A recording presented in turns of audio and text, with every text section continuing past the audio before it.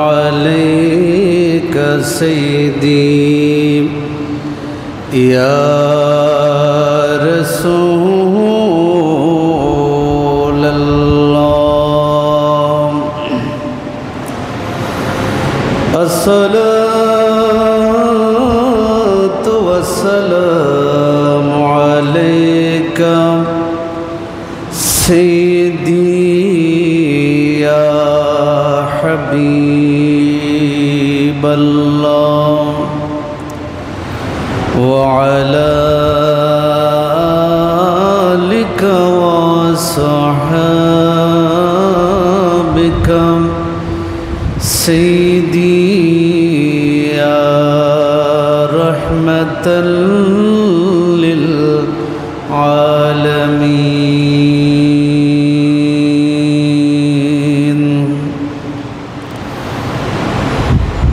أعوذ بالله من الشيطان الرجيم. بسم الله الرحمن الرحيم. إن الله وملائكته يصلون على النبي يا أيها الذين آمنوا صلوا عليه وسلموا تسليما. صلى الله على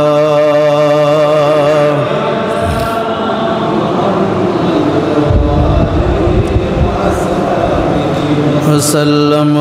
صلى الله على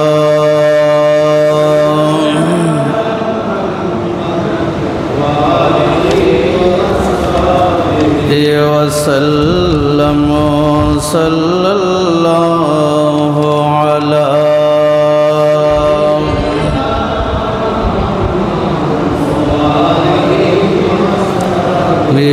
وسلم. اللهم صل على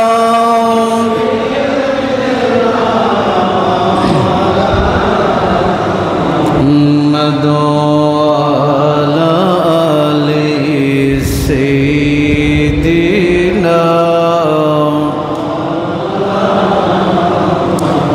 खुद खुदा कहता है सुन लो पर भी तुम गाफिलून. मोमिनो वाजिब है तुम पर इफ़अलू मा तुमरून. अल्लाहुम्मा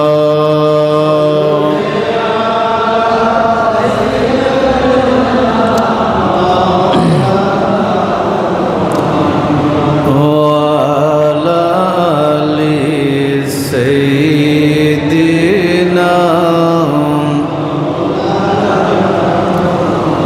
बिस्मिल्लाहिर रहमानिर रहीम. वमन यक़्तुल मुअमिना मुतअम्मिदन फजज़ाउहु जहन्नम खालिदन फ़ीहा वग़ज़िबल्लाहु अलैहि वलअनहु वअद्द लहु अज़ाबन अज़ीमा. صدق الله مولانا العظيم وبلغنا رسوله النبي الحبيب الكريم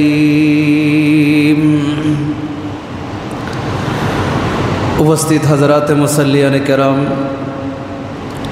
मुरब्बियान आज़ाम जुबक भाइरा रहमानी रहमकुमुल्लाह अस्सलामु अलैकुम व रहमतुल्लाहि व बरकातुहू। रब्बुल आलमीनेर पवित्र कदमे शत कोटी शुक्रियार साजदा आदाय करছি যে মহান রব্বুল আলামিন আহকামুল হাকিমিন আমাদেরকে দয়া করে মেহেরবানি করে তার বাইতুল্লাহর মধ্যে এসে উপস্থিত হওয়ার, আল্লাহর আরশের নিচে সাজদা অবনত হওয়ার, তার হাবিবের কদমে দরুদ ও সালামে হাদিয়া পেশ করার সুযোগ দান করেছেন। সকলে উঁচু আওয়াজে বলি আলহামদুলিল্লাহ। সম্মানিত উপস্থিতি, জান্নাতের শুভ সংবাদ প্রাপ্ত ব্যক্তিদেরকে নিয়ে, জান্নাতি সাহাবাদেরকে নিয়ে ধারাবাহিক যে আলোচনা চলছিল, আজকে আশরায়ে মুবাশশারার অন্যতম সর্বশেষ যেই সাহাবীকে আল্লাহ রাসূল সাল্লাল্লাহু আলাইহি ওয়াসাল্লাম 10 জনের মধ্যে 10 নম্বরে যাকে জান্নাতের শুভ সংবাদ দিয়েছিলেন, সেই সাহাবীর উপরে কিছু কথা বলে ওই সাহাবী থেকে বর্ণিত কয়েকটা হাদিসের দিকে আমরা আলোকপাত করব। আল্লাহ পাক রব্বুল আলামিন আহকামুল হাকিমিন আলোচনা শুনে আমাদেরকে বুঝার এবং আমল করার তৌফিক দান করুন, সকলে পড়ে আমিন। 10 নম্বরে যে সাহাবীকে আল্লাহ রাসূল সাল্লাল্লাহু আলাইহি ওয়াসাল্লাম জান্নাতের শুভ সংবাদ দিয়েছিলেন, তিনি ছিলেন হযরতে সাঈদ ইবনে যায়েদ ইবনে আমর ইবনে নুফাইল আল আদাবী রাদিয়াল্লাহু তাআলা আনহু। হযরত সাঈদ বিন যায়েদ উনি নিজেকে আবুল আওয়ার নাম দিয়েছিলেন, আবুল আওয়ার নাম দিয়েছিলেন। তিনি ইসলামের প্রথম দিকে যারা ইসলাম গ্রহণ করেছিলেন তাদের মধ্যে ছিলেন, বদরি সাহাবীদের মধ্যে অন্তর্গত ছিলেন, যাদের শানে আল্লাহ তাআলা বলেছিলেন রাদিয়াল্লাহু আনহুম ওয়া রাদু আনহু, আল্লাহ তোমাদের উপর রাজি, তাদের উপর রাজি, তারাও আল্লাহর উপর রাজি। যাদের ব্যাপারে আল্লাহ বলেছিলেন ইমালু মা শিতুম, তোমরা যা ইচ্ছা তাই করতে পারো, তোমাদের আর কোনো গুনাহ হবে না। এই ধরনের সার্টিফিকেট মহান আল্লাহ যাদের ব্যাপারে দিয়েছিলেন, সেই সাহাবীদের মধ্যে অন্যতম হযরতে সাঈদ বিন যায়েদ রাদিয়াল্লাহু তাআলা আনহু। বলে সুবহানাল্লাহ। এই নামটা আমরা যাদের নাম সবচেয়ে বেশি শুনেছি, আমাদের মুখে মুখে জবানে আছে, এই নামটা আমাদের জবানে নাই। খলিফাতুল মুসলিমিন আবু বকর সিদ্দিক আল্লাহ রসুলের প্রথম খলিফা এবং ওনার ইসলামের মধ্যে সবচেয়ে বেশি অবদান আছে। অবদানের কথাগুলো স্মরণ করে ইতিহাস থেকে আমরা তার নাম, হযরত উমরের নাম, হযরত ওসমান জিন্নুরাইন, হযরত আলী থেকে শুরু করে অসংখ্য অনেক সাহাবায়ে কেরামের নাম আমাদের জানা আছে। এই সাহাবা তিনি কোনো খলিফাও ছিলেন না, তিনি আল্লাহ রসুলের একনিষ্ঠ একজন হাদেম ছিলেন, ইসলামের একনিষ্ঠ একজন হাদেম ছিলেন, ইসলামের জন্য জীবন বাজি রেখেছেন, এমন একজন সাহাবাদের মধ্যে অন্যতম ছিলেন। হযরত আবু হুরায়রা 7ম হিজরিতে ইসলাম গ্রহণ করেছিলেন। 3 বছর সময় পেয়েছিলেন, 3 থেকে 4 বছর সময় পেয়েছিলেন রসুলের সহচর্যে থাকার জন্য। এই 3 থেকে 4 বছরে তিনি প্রসিদ্ধি লাভ করেছিলেন, কারণ তিনি সর্বাধিক হাদিস বর্ণনা করেছিলেন। কিন্তু এই সাহাবী আমার নবীর সাথে ছিলেন, এরপরও মাত্র 2টি হাদিস তিনি কি করেছিলেন? বর্ণনা করেছিলেন, মাত্র 2টা হাদিস।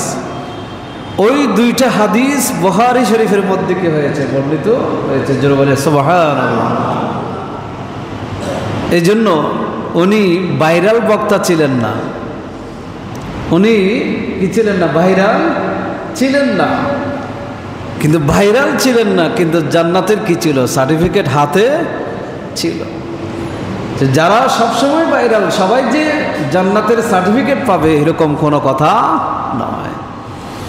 এই জন্য তিনি যে হাদিসগুলো বর্ণনা করেছিলেন তার মধ্যে একটি হাদিস হচ্ছে, তিনি বর্ণনা করেছেন, নবী করিম সাল্লাল্লাহু আলাইহি ওয়াসাল্লাম বলেছেন, আল কামাতু মিনাল মান্নে ওয়া মাউহা শিফাউন লিল আইন, যে মাশরুম, যেগুলোকে আমরা ব্যাঙের ছাতা বলি, মাশরুম, এটার ব্যাপারে একটা হাদিস বর্ণিত হয়েছে। নবীজি সাল্লাল্লাহু আলাইহি ওয়াসাল্লাম ইরশাদ করেছেন যে মাশরুম এগুলো হচ্ছে বনি ইসরায়েলের জন্য যে মান্না সালোয়া, জান্নাত থেকে রেডিমেড খাবার যেগুলো দুনিয়াতে সার্ভ করা হতো, সেই খাবারের মধ্যে থেকে তারা কিছু খেয়ে কিছু রেখে জমিনে ফেলে দিত। সেই ফেলে দেওয়া খাবারের মধ্যে অন্যতম হচ্ছে মাশরুম। এই খাবারটি জোরে বলে সুবহানাল্লাহ। এবং নবীজি আরো বলেছেন, ওয়ামা ওহা শিফাউন লিল আইন, এই মাশরুমকে, মাশরুম থেকে চিবিয়ে যেই পানি বের করা হয়, সেই পানিগুলো যদি চোখের ড্রপ হিসেবে ব্যবহার করা হয়, নবীজি বলেছেন এটা চোখের জন্য নিরাময়, চোখের জন্য শেফা। এগুলো চোখের যত রোগ আছে সমস্ত রোগ থেকে এগুলো মানুষকে শেফা দান করবেন। জোরে বলে সুবহানাল্লাহ। এটা হচ্ছে মাশরুম। এই একটা হাদিস তিনি বর্ণনা করেছেন। দ্বিতীয় যে হাদিসটি তিনি বর্ণনা করেছেন, এটা নিত্যদিন এই কাজগুলো আমরা করে যাচ্ছি। তিনি বলেন, আমি রাসূলুল্লাহ সাল্লাল্লাহু আলাইহি ওয়াসাল্লামকে বলতে শুনেছি, মান যালামা ফিল আরদ শাইয়া তুবিকাহু মিন সাবঈ আরদিনা। নবী করিম সাল্লাল্লাহু আলাইহি ওয়াসাল্লামকে বলতে তিনি শুনেছেন, তিনি বলেন, আমার নবী বলেছেন, যেই ব্যক্তি দুনিয়ার জমিনে যাররা পরিমাণ জুলুম করবে, মান যালামা ফিল আরদ শাইয়া, যেই ব্যক্তি জমিনে যাররা পরিমাণ জুলুম করবে, অন্যায় করবে, অন্যের হক নষ্ট করবে, অন্যের অধিকার নষ্ট করবে। এই অধিকার নষ্ট করা মানে কি? অধিকার নষ্ট করা এটা বিদায় হজের ভাষণে যখন আমরা যাই, লম্বা একটা হাদিস এসেছে, নবী করিম সাল্লাল্লাহু আলাইহি ওয়াসাল্লাম বিদায় হজের ভাষণের দিন 10 তারিখ মিনার মধ্যে যে ভাষণ দিয়েছিলেন, নবীজি সেখানে সাহাবীদেরকে জিজ্ঞাসা করেছিলেন যে বলো তোমরা আজকের দিনটা কোন দিন? সাহাবীরা জানার পরে উত্তর দেন নাই, বলে আল্লাহ এবং রসুল ভালো জানেন। তখন নবীজি বললেন, আজকে কি জিলহজ মাসের 10 তারিখ না? সাহাবায়ে কেরাম বললেন হ্যাঁ। আবার নবীজি জিজ্ঞাসা করলেন, এই জায়গাটা কোন জায়গা? সাহাবীরা মনে করেছিলেন হয়তো নতুন কোনো নাম রসুল দিবেন, এই জন্য সাহাবীরা বললেন আল্লাহ এবং আল্লাহ রসুল ভালো জানেন। তখন নবীজি বললেন, এই জায়গাটা হচ্ছে বালাদুল হারাম, সম্মানিত শহর। আবার নবীজি জিজ্ঞাসা করলেন, এই যে আজকের দিন যেটা, এই দিনটা কোন দিন? যেই দিন আল্লাহ সম্মানিত দিন হিসেবে নির্ধারিত করেছেন। এভাবে রসুল প্রশ্নগুলো করার পরে নবীজি মাসের ব্যাপারে জিজ্ঞাসা করেছিলেন কোন মাস? এটা শাহরুল হারাম। এটা নবীজি নিজেই জবান থেকে উত্তর দিয়েছিলেন। সব কিছু জিজ্ঞাসা করার পরে নবী করিম সাল্লাল্লাহু আলাইহি ওয়াসাল্লাম সাহাবীদেরকে বলেছিলেন, আজকের দিনটা, আজকের মাসটা, আজকের এই জায়গাটা, এই শহরটা যেভাবে তোমাদের জন্য সম্মানিত, তোমাদের জন্য যেভাবে এখানে অন্যায় করাকে হারাম করা হয়েছে, অনুরূপভাবে আজকের দিন থেকে তোমাদের জন্য তোমার ভাইয়ের সম্পদ, তোমার ভাইয়ের রক্ত, তোমার ভাইয়ের ইজ্জত হরণ করা, তোমাদের জন্য হারাম ঘোষণা করা হলো। জোরে বলে সুবহানাল্লাহ। এখানে জুলুম শুধু জায়গা জমি নিয়ে টানাটানি করা, জুলুম টাকা পয়সা নিয়ে টানাটানি করা, এটা শুধু জুলুম নয়। জুলুম হচ্ছে কারো ইজ্জত হরণ করা, কারো সম্মান নষ্ট করা, কারো অধিকার থেকে বঞ্চিত করা, কারো উপর জুলুম অন্যায় অভিযোগ চাপিয়ে দেওয়া, কাউকে মিথ্যা তহমত দেওয়া, সব কিছু এই জুলুমের অন্তর্ভুক্ত। তো নবী করিম সাল্লাল্লাহু আলাইহি ওয়াসাল্লাম বলেছেন, জান্নাতের শুভ সংবাদপ্রাপ্ত সাহাবী সাঈদ বিন যায়েদ তিনি বলেছেন, যেই ব্যক্তি জাররা পরিমাণ দুনিয়ার জমিনে জুলুম করবে, জাররা পরিমাণ, এক জাররা পরিমাণ যদি জুলুম করে, আল্লাহ রাসূল সাল্লাল্লাহু আলাইহি ওয়াসাল্লাম বলেছেন, তুফিকাহু মিন সাব'i আরদিন, সেটাকে 7 জমিন বরাবর করে ভাঁজ করে কিয়ামতের ময়দানে তার গলায় ঝুলিয়ে দেওয়া হবে। জোরে বলে নাউযুবিল্লাহ। 7 জমিন। আমরা তো জমিনের পৃষ্ঠের উপর আছি, জমিনের যে 7টি স্তর আছে সেগুলো সম্পর্কে আমাদের ধারণা নাই। এই 7 জমিন অথবা 7টা পৃথিবী, 7টা অথবা 7টা সৌরজগৎ, আল্লাহর এই জগৎটার মতো 7টা জগৎ বাস করে তার গলায় ঝুলিয়ে দেওয়া হবে।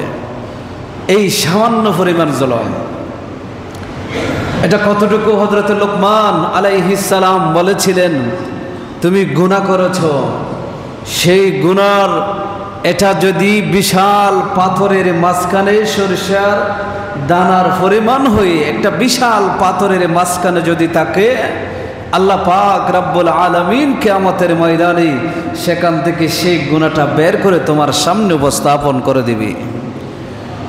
বিশাল পাথরের ভিতরে দেখা যায় না, ছোট্ট গুনাহ, অনুবীক্ষণ যন্ত্র দিয়েও দেখা যায় না, এরকমও যদি গুনাহ হয়, সেই গুনাহটা পর্যন্ত আল্লাহ যেখানে থাকে সমুদ্রের নিচেও যদি পড়ে থাকে, সেখান থেকে এনে ওই তোমার সামনে কিয়ামতের ময়দানে কি করবে? উপস্থাপন করবে। এটা হাদিস, বুখারীর বর্ণনা এসেছে 2442 নম্বর হাদিস। তাহলে চিন্তা করে দেখেন, জান্নাতের শুভ সংবাদপ্রাপ্ত সাহাবী তিনি বলেছেন, যারা জুলুম করবে, জুলুমের পরিণতি কি ভয়াবহ, এই জুলুমের পরিণতি খুবই মারাত্মক। আমরা বর্তমান যেই প্রেক্ষাপট যেগুলো আমরা অতিবাহিত করছি, এগুলো আজকে বলে কথা নয়, আগেও ছিল, এখনো আছে, চলমান আছে। দিন যত যায় তা তো আরো বাড়বে, কমবে না, কারণ কিয়ামত খুব কাছে চলে এসেছে। এই জন্য নবী করিম সাল্লাল্লাহু আলাইহি ওয়াসাল্লাম হাদিসে পাকের মধ্যে বলেছেন, আজকের দিন যেটা তোমার কাছে যাচ্ছে এটা ভালো যাচ্ছে, কালকে যেই দিন তোমার কাছে আসবে সেটা আজকের চেয়ে কখনো ভালো হতে পারে, এটা আজকের থেকে খারাপ হবে, এটা ধরে নিতে হবে। এই জন্য জুলুম, টাকা পয়সা হক নষ্ট করে এগুলো যেভাবে জুলুম, ইজ্জত হরণ করা যেভাবে জুলুম, তার চেয়ে মারাত্মক যেটা বর্তমান সমাজে যেটা দেখা দিয়েছে, যে মানুষ হত্যা করা। কি করা? মানুষ হত্যা করা। গত সপ্তাহের মধ্যে অনেকগুলো আলোচিত ঘটনা আমরা দেখতে পেয়েছি। ঢাকার গাজীপুরে যেভাবে একজন ইমামকে পিটিয়ে মারা হলো, আমাদের চট্টগ্রামে ফরিদার পাড়ায় একটা স্কুলের ছাত্র 13 বছর বয়সী, তাকে তার বন্ধুরা মিলে নির্মমভাবে কি করেছে? হত্যা করেছে। আজকে সমাজটা কোন জায়গায় গিয়ে দাঁড়িয়েছে? এই হত্যার পরিণতি কি? এগুলো সম্পর্কে মানুষ যদি ধারণা লাভ না করে, আপনার সন্তান যদি সেগুলো সম্পর্কে অবগত না হয়, তাহলে সেই অপরাধ করতে কখনো পিছপা হবে না, সে পার পেয়ে যাবে মনে করবে। এই জন্য শিক্ষা, কোরআন এবং হাদিসের মধ্যে পরিণতি সম্পর্কে কি এসেছে, সে কথাগুলো বলার জন্য আপনাদের সামনে দাঁড়িয়েছে। 13 বছরের শিশু, কিশোর 4-5 জন মিলে তার বোনকে হত্যা করলো। আজকে বর্ণনা পড়লাম মিডিয়াতে, যে বর্ণনা এসেছে, ক্রিকেট ব্যাট দিয়ে তার একটা গালের এইদিকে চোয়ালটাকে তেতলো করে দিয়েছে। ক্রিকেট ব্যাট দিয়ে তার বুকের উপরে আঘাত করতে গিয়ে বুকটা থেতলে দিয়েছে, তার লজ্জাস্থানের ব্লেড দিয়ে আঘাত করেছে, কি নির্মমভাবে হত্যা করেছে। এই যে কৌশল আজকে আমাদের সন্তানরা শিখছে, কোত্থেকে শিখছে, কিভাবে শিখছে, এগুলো তারা কিভাবে বুঝতে পারছে? এগুলো কিন্তু আমাদের সচেতন হওয়ার কি আছে দরকার। একটা সন্তান চলে গেল, কিন্তু তাকে যারা হত্যা করলো তাদের জীবনটা কি হয়ে গেছে, শেষ হয়ে গেছে। মা বাবার তাদেরও ভবিষ্যৎ ছিল, মা বাবা অনেক আশা করেছিল তাদের সন্তান লেখাপড়া করে মানুষ হবে, কিন্তু সব শেষ হয়ে গেছে। তাহলে সেই দিন আমাদের এগুলো শিখে নেওয়া দরকার। ইসলাম সেই বিষয়ে কি দিক নির্দেশনা আমাদেরকে দিয়েছেন, এটাও অন্যতম জুলুমের অন্তর্ভুক্ত। হাদিসে পাকের মধ্যে এসেছে, নবী করিম সাল্লাল্লাহু আলাইহি ওয়াসাল্লাম ইরশাদ করেছেন, হযরত আব্দুল্লাহ ইবনে আমর তিনি হাদিস বর্ণনা করেছেন, মান কাতালা নাফসান মুআহাদান লাম ইয়ারিহ রাইহাতাল জান্নাহ।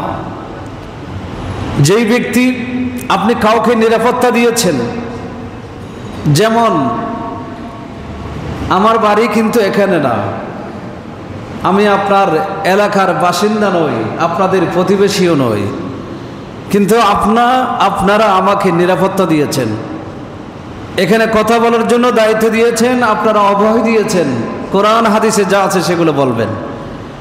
আমি সেগুলো বলতে গিয়ে যদি ষড়যন্ত্রের শিকার হয়, আপনারাই যদি ষড়যন্ত্র করেন, তাহলে এটাও এক প্রকার জুলুমের শামিল। আমি বোঝানোর জন্য কথাগুলো বলছি। হাদিসে পাকে বলছেন, মান কাতালা নাফসান, যে কেউ কোনো মানুষকে হত্যা করলো, কোনো নাফসকে হত্যা করলো, মুআহাদান, নিরাপত্তার বেষ্টনীতে থাকার পরে, আপনার দায়িত্বে থাকার মধ্যে, আপনার নিরাপত্তার বলয়ে থাকার পরে যদি কোনো মানুষকে আপনি যদি কি করেন, হত্যা করেন, নবী করিম সাল্লাল্লাহু আলাইহি ওয়াসাল্লাম বলেছেন, লাম ইয়ারিহ রাইহাতাল জান্নাহ, সে জান্নাতের সুঘ্রাণ কোনোদিন পাবে না, সে জান্নাতের গ্রাম পর্যন্ত পাবে না। ওয়া ইন্না রিহাহা লা ইউজাদু মিন মাসিরাতি 40 আমান, অথচ সেই জান্নাতের সুঘ্রাণ 40 বছরের দূরত্ব থেকে পর্যন্ত কি করা যাবে, পাওয়া যাবে। তাহলে চিন্তা করে দেখেন, একজন মানুষকে আপনি হত্যা করেছেন, অথবা সে যেন স্ট্রোক করে, সে যেন মারা যায়, সে যেন আস্তে আস্তে নিস্তেজ হয়ে যায়, এই ধরনের যত ব্যবস্থা আপনি করেছেন, আপনি করলেন, আপনি কখনো খেয়াল করলেন না সে মরলেও কি বাঁচলেও কি, খেয়াল করলেন না, আপনি সেই ব্যবস্থা করে দিলেন, সে আস্তে আস্তে সে পৃথিবীর মায়া ছেড়ে দিল, অথবা আপনার অপদস্থতার কারণে, আপনার জুলুমের কারণে সে আত্মহত্যার পথ বেছে নিল, অথবা স্ট্রোক করলো, হার্ট অ্যাটাক আসলো, বিভিন্ন রোগে সে মারা গেল, সে দুনিয়ার সেই জ্বালা যন্ত্রণা সহ্য করতে না পারে, তাহলে এটাও কিন্তু হত্যার অন্তর্ভুক্ত হয়ে যাবে। এই জন্য মসজিদ ভাঙলে, কেউ ভেঙে ফেললে সেটা আবার নির্মাণ করা যাবে, কিন্তু একজন মানুষের অন্তরে যদি আঘাত দেওয়া হয়, সে অন্তর যদি ভেঙে যায়, সেটা কখনো আবার জোড়া লাগানো যায় না। এই জন্য কথা বলার সময় নবীজি কখনো উঁচু আওয়াজে কথা বলতেন না, নবীজি কখনো কাউকে উঁচু বাক্যে কথা বলতেন না। নবীর সাহাবীদেরকে দেখেন, আঘাতের পরে আঘাত দিয়েছেন, নবীজি কখনো পিছন দিকে ফিরে একটা মুচকি হাসি দিয়ে সেটা এতটুকুতেই শেষ, তাকে ক্ষমা করে দিয়েছেন। মক্কার মানুষেরা নবীজিকে কষ্ট দিয়েছেন, যত প্রকারের কষ্ট হয় সব কিছু দিয়েছেন। মক্কা বিজয়ের পরে আমার নবী বলেছেন, লা তাসরিবা আলাইকুমুল ইয়াওমা, আজকের দিন তোমাদের উপর প্রতিশোধ নেওয়ার মতো আমার কোনো কিছু নেই, আমি তোমাদেরকে সাধারণভাবে ক্ষমা করে দিয়েছি। জোরে বলে সুবহানাল্লাহ। এটাই তো মুসলমানের আদর্শ হওয়া দরকার, আমাদের আদর্শ এটা হওয়া দরকার। কোরআনুল কারীমে বলেছেন, ওয়া মান ইয়াকুতুল মুমিনান মুতাআম্মিদান ফাজাযাউহু জাহান্নামু খালিদান ফিহা وغضب الله عليه ولعنه وأعد له عذابا عظيما আল্লাহ পাক রব্বুল আলামিন ঘোষণা দিলেন ওয়ামান ইয়াকতুল মুমিনান, যদি কোনো মানুষ কোনো মুমিনকে যদি হত্যা করে, মুতাআম্মিদান ইচ্ছাকৃতভাবে যদি হত্যা করে, সজ্ঞানে ইচ্ছাকৃতভাবে যদি কোনো মানুষকে যদি হত্যা করে, হত্যা নিহত হয়, মারা যায়, এই ধরনের কোনো আসবাব তৈরি করে দেন, ফাজাযাউহু জাহান্নামু খালিদান ফিহা, আল্লাহ সরাসরি বলে দিলেন তার ঠিকানা জাহান্নাম, তার ঠিকানা জাহান্নাম। চট্টগ্রাম থেকে ঢাকা যদি যেতে চান, টিকিট কাউন্টার আছে, বাস কাউন্টার, সেখান থেকে টিকিট নিতে হয়। টিকিট নিলে আপনি বাসে উঠবেন, ঢাকায় পৌঁছে যাবেন। অনুরূপভাবে যদি জাহান্নামে যেতে চান, জাহান্নামে যাওয়ার টিকিট হলো কোনো মুমিনকে অন্যায়ভাবে, কোনো মুমিনকে ইচ্ছাকৃতভাবে কোনো মুমিনকে হত্যা যদি কোনো মানুষ করে ফেলে, তার ঠিকানা, তার টিকিট আল্লাহ দুনিয়ার জমিনে হাতে ধরাই দিবে, সে সোজা জাহান্নামে যাওয়ার টিকিট দুনিয়াতে পেয়ে যাবে। জাহান্নামে যাওয়ার টিকিট অন্যায়ভাবে হত্যা করা। আল্লাহ আরো বলেছেন খালিদান ফিহা, জাহান্নামে যাবে মনে করো না নামাজ পড়েছে, দুনিয়ার বিচার থেকে বেঁচে গিয়েছে, দুনিয়ার শাস্তি থেকে সে নিজেকে আত্মরক্ষা করেছে, সত্য মিথ্যা বলে কোন রকম নিজেকে রক্ষা করেছে, কিন্তু মনে করো না সে জাহান্নাম থেকে বাঁচতে পারবে, জাহান্নামও কিছুদিন শাস্তি হওয়ার পরে আবার বের হতে পারবে, এরকম মনে করো না। আল্লাহ বলেন খালিদান ফিহা, তারা জাহান্নামে চিরকাল তাদেরকে থাকতে হবে। ওয়াগাদিবাল্লাহু আলাইহি, আল্লাহ তাদের উপর অসন্তুষ্ট, রাগান্বিত। ওয়ালাআনাহু, আল্লাহ তাদের উপর অভিশাপ দান করেন। ওয়াআদ্দা লাহু আযাবান আযীমা, আল্লাহ পাক রব্বুল আলামিন তাদের জন্য মহান মহান শাস্তি তৈরি করে রেখেছে। এই জন্য কোনো মানুষকে হত্যা করা পৃথিবীর সবচেয়ে বড় পাপের মধ্যে অন্যতম একটি পাপ। এই জন্য অনুরোধ করব, মানুষের সাথে আচরণ করব যেন কোনো মানুষ কষ্ট পেয়ে দুনিয়াটা তার জন্য যেন কঠিন হয়ে না যায়, দুনিয়ার মধ্যে চলাফেরা করা তার জন্য যেন কষ্টকর হয়ে না যায়, এটা যেন আমাদের দ্বারা কোনো অবস্থায় যেন কি না হয়, সংগঠিত না হয়, এগুলো খেয়াল রাখতে হবে। হাদিসে পাকের মধ্যে এসেছে, হযরত আব্দুল্লাহ ইবনে আব্বাস রাদিয়াল্লাহু তাআলা আনহু তিনি বর্ণনা করেছেন, মুসনাদ আহমদ ইবনে হাম্বলের হাদিস 2142 নম্বর হাদিস। তিনি বলেন আন্না রাজুলান আতা, এক ব্যক্তি নবী করিম সাল্লাল্লাহু আলাইহি সাল্লামের কাছে আসলেন, জিজ্ঞাসা করলেন আরাআইতা রাজুলান কাতালা রাজুলান মুতাআম্মিদা। এক ব্যক্তি হযরত আব্দুল্লাহ ইবনে আব্বাস রাদিয়াল্লাহু তাআলা আনহুর কাছে এসে জিজ্ঞাসা করলেন যে আব্দুল্লাহ ইবনে আব্বাস, আপনার কাছে একটা ফতোয়া জানতে চায়, যদি কোনো মানুষকে ইচ্ছাকৃতভাবে হত্যা করে তার ব্যাপারে আপনার মতামতটা কি, ফতোয়াটাকে একটু জানতে চায়। তখন আব্দুল্লাহ ইবনে আব্বাস কোরআনের এই আয়াত কেন তেলাওয়াত করে শুনিয়ে দিলেন, তার জন্য ফতোয়া হলো তার ঠিকানা সোজা জাহান্নাম, তার সেই জাহান্নাম থেকে আবার ফিরে আসার কোনো সুযোগ তার জীবনে হবে না। এরপরে আবার জিজ্ঞেস করলেন, তিনি বললেন লাকাদ উনজিলাত ফি আখিরি মা নাযালা মা নাসাখা শাইউন হাত্তা কুবিজা রাসূলুল্লাহ সাল্লাল্লাহু আলাইহি ওয়াসাল্লাম ওয়া মা নাযালা ওয়াহিয়ুন বাদা রাসূলুল্লাহ সাল্লাল্লাহু আলাইহি ওয়াসাল্লাম ক্বাল আরাআইতা ইন তাবা ওয়া আমানা ওয়া আমিলা সালিহান সুম্মা ইহতাদা। তিনি জিজ্ঞাসা করলেন, যদি সেই মানুষটা হত্যা করার পরে যদি তওবা করে, যদি ঈমান আনে, ওয়া আমিলা সালিহা, যদি নেক কাজ করে, সুম্মা ইহতাদা, অতঃপর যদি হেদায়েত তালাশ করে হেদায়েতের পথে চলার চেষ্টা করে, তাহলে সেই ব্যাপারে আপনার মতামত কি? হযরত আব্দুল্লাহ ইবনে আব্বাস রাদিয়াল্লাহু তাআলা আনহু বলেছেন ওয়া আন্না লাহু বিত-তাওবা, তার জন্য কিসের তওবা? যে অন্যায়ভাবে কোনো মানুষকে ইচ্ছাকৃতভাবে হত্যা করেছে, তার জন্য কিসের তওবা? তার জন্য কোনো তওবা নাই। তিনি বলেন, আমি নবী করিম সাল্লাল্লাহু আলাইহি সাল্লামকে বলতে শুনেছি, ইয়াকুল বলেছেন, সাকিলাতহু উম্মুহু রাজুলুন কাতালা রাজুলাম মুতাআম্মিদান ইয়াজিউ ইয়াউমাল কিয়ামাতি আখিজাম কাতিলাহু বিয়ামিনিহি আও বিয়াসারিহি ওয়া আখিজান রাসাহু বিয়ামিনিহি আও বিশিমালিহি তাশহাবু আওদাজুহু দামাম ফি কুবলিল আরশি ইয়াকুলু ইয়া রাব্বি সাল আবদাকা ফীমা কাতালানি। ওই বান্দা, নবী করিম সাল্লাল্লাহু আলাইহি ওয়াসাল্লাম বলেন, কিয়ামতের ময়দানে যেই বান্দাকে হত্যা করেছিল সে তওবা, কেন তার জন্য তওবার দরজা কিভাবে খোলা হতে পারে? সে তো অন্যায়ভাবে হত্যা করেছে। যাকে হত্যা করেছিল নিহত ব্যক্তি, কিয়ামতের ময়দানে যে হত্যা করেছিল, যে খুনি, তাকে ধরে নিয়ে আসবে। এক ঘনারে আহিজান কাতিলাহু বিয়ামিনিহি, ডান হাত দিয়ে খুনিকে ধরবে অথবা বাম হাত দিয়ে ধরবে। ওয়া আহিজান রাসাহু বিয়ামিনিহি, নিজের যেই মাথাটা কেটে ফেলেছিল সেই মাথাটা বাম হাত দিয়ে ধরবে অথবা ডান হাত দিয়ে ধরে আল্লাহর আরশের সামনে চলে আসবে। আল্লাহর আরশের সামনে এসে বলবে, ইয়া রব।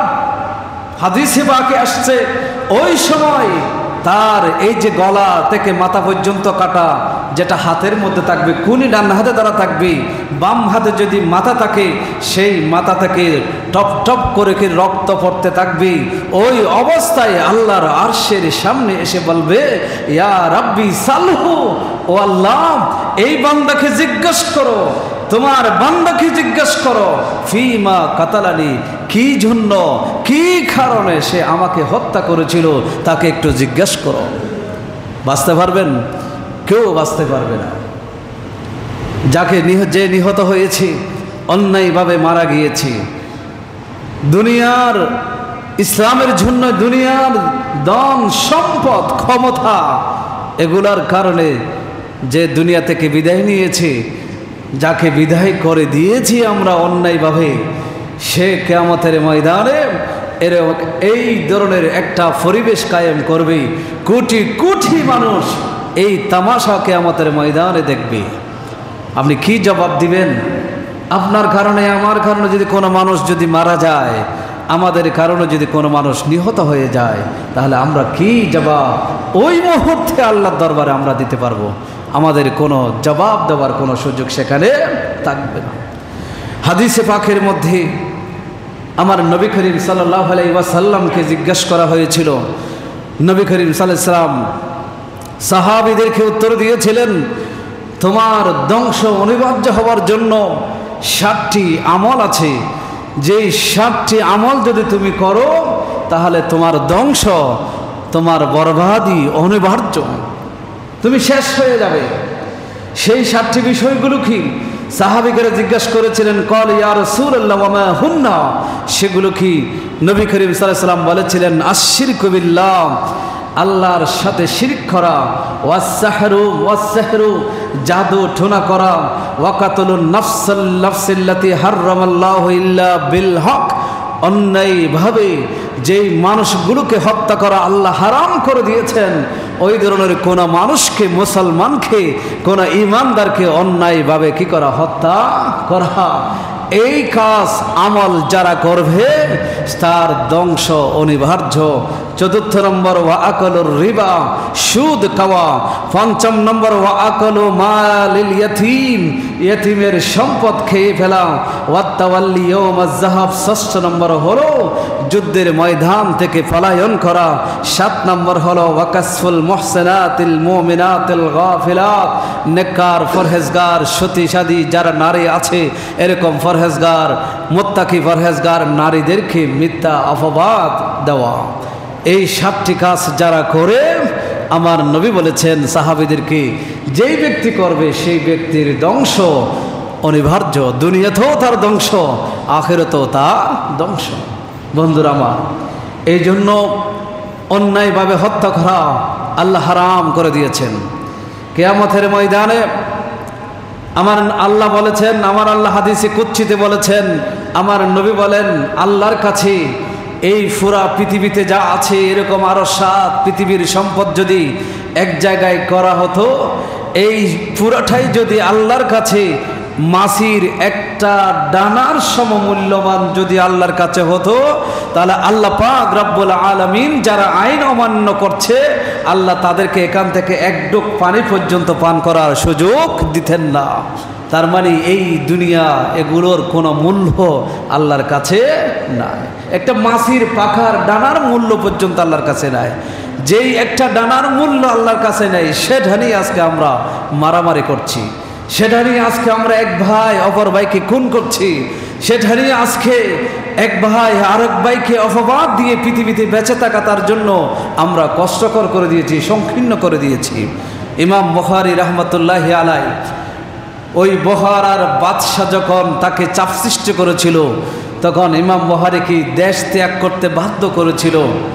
সেই ইমাম বুখারী সেখান থেকে সমরকন্দ গিয়ে আল্লাহর কাছে দোয়া করেছিলেন, আল্লাহ এই যে পৃথিবী এটা বিশাল হওয়ার পরও আমার জন্য তো সংক্ষিপ্ত হয়ে গেল, তুমি আল্লাহ যদি চাও তাহলে আমি ইমাম বুখারীকে তুমি দুনিয়া থেকে চাইলে উঠিয়ে নিতে পারো। ইমাম বুখারীর দোয়া আল্লাহর দরবারে কবুল হয়েছিলেন। সেই দিন ইমাম বুখারী দুনিয়া থেকে ইন্তেকাল করেছিলেন।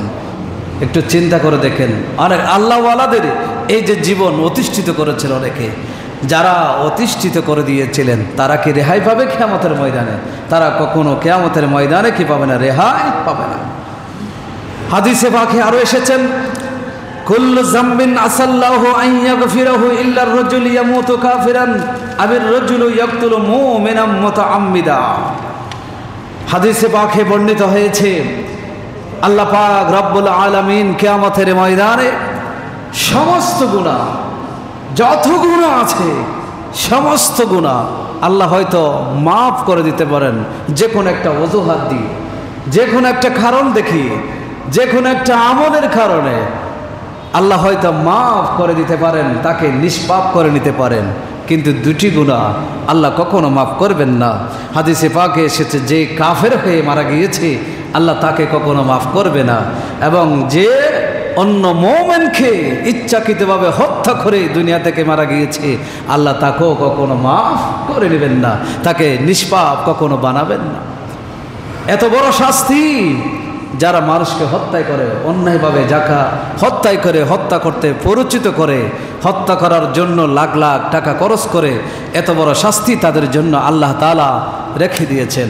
বন্ধুরা আমার, আপনি বুঝতেছেন বিষয়গুলো এত সহজ নয়, বিষয়গুলো এত সহজ নয়, আমাদেরকে বুঝতে হবে সেই বিষয়গুলো।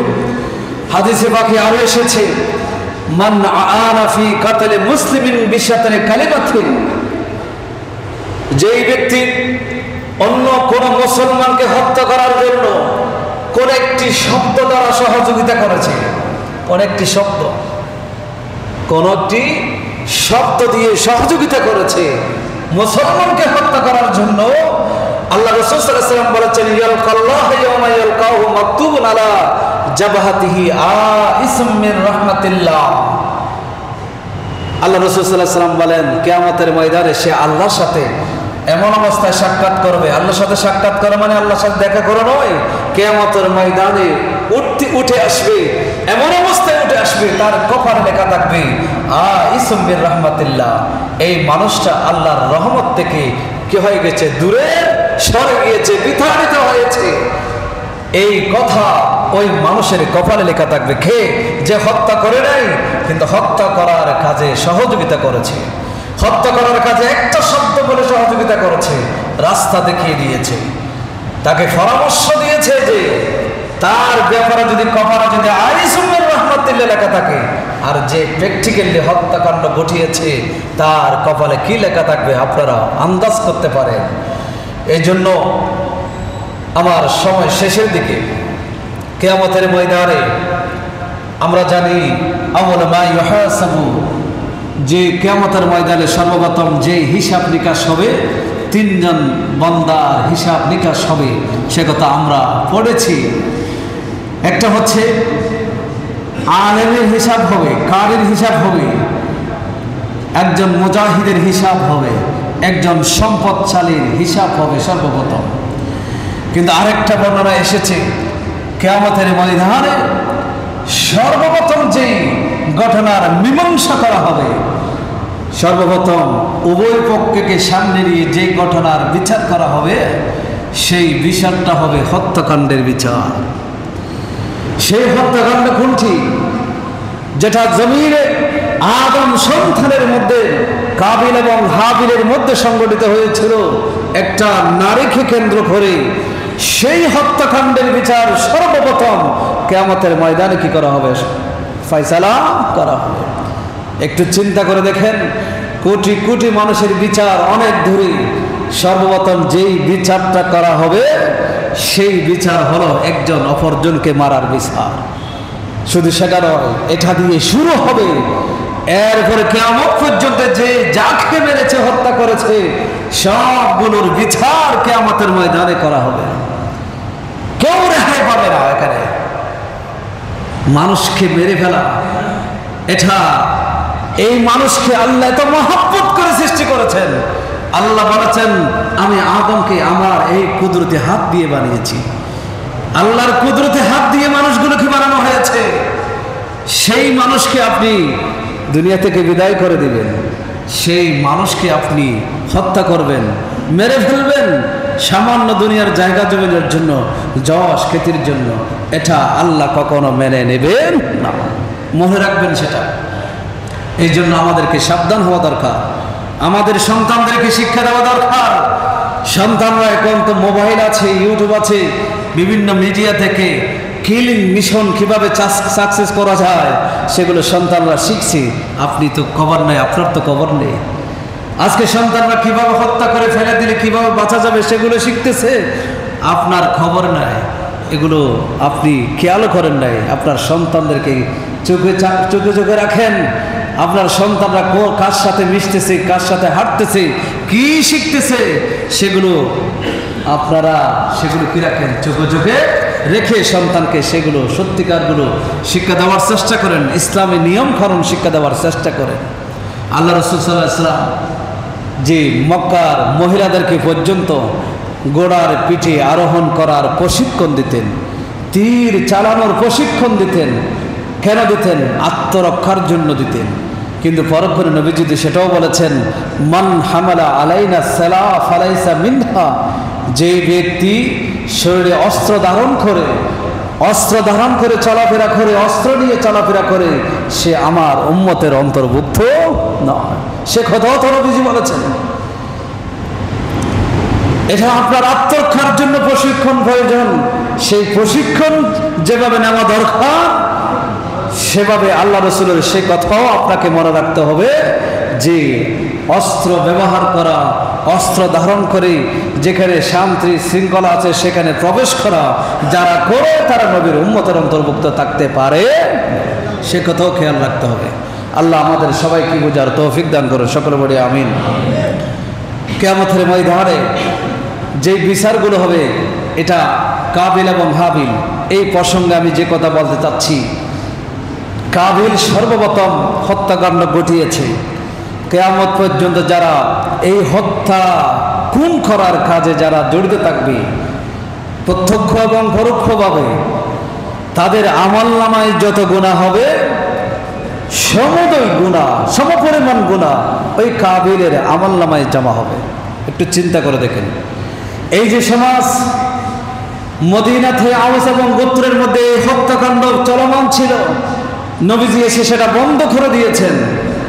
সেই বন্ধ করে দেওয়া একটা বিধানকে আবার নতুন করে যারা আইয়ামে জাহেলিয়া রূপ দিতে চায় সমাজটাকে, সেই জাহেলিয়া নিয়ে আসতে চায় হত্যাকাণ্ড ঘটানোর মাধ্যমে, তারা এটা যদি প্রতিষ্ঠা করে, কিয়ামত পর্যন্ত আরো যারা মানুষ খুন হবে, ওই সমুদয় গুনাহ যারা এর আগে খুন করে যারা খুনি হয়েছে তাদের আমলনামায় যোগ হতে থাকবে।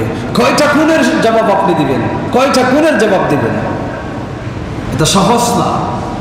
ইসলাম বুঝতে হবে, ইসলামী কানুন এটা মাথায় রেখে নিজেদেরকে গঠন করতে হবে, নিজের সন্তানকে গঠন করতে হবে। সন্তানগুলোকে খেয়াল রাখিয়েন আল্লাহর ওয়াস্তে।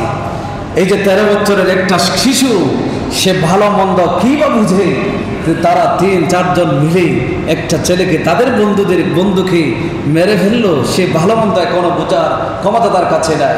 কিন্তু পারিবারিক শিক্ষা যদি পেত, ধর্মীয় শিক্ষা যদি সে পেত, ইসলামী আমার নবীর শিক্ষা যদি সে পেত, আমার মনে হয় সে এই কাজে কখনো উদ্বুদ্ধ হতো, সে কখনো সেই হত্যা কাজে জড়িত হতো না।